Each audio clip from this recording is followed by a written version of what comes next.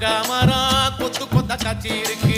காவக்காரன் தூங்கையில கைய நெட்டி மாம்பழத்தை அறியாம பறிச்சாத்தான் இனிக்கும். அடியானிற்குள்ள கடிச்சாத்தான் ருசிக்கும். அறியாம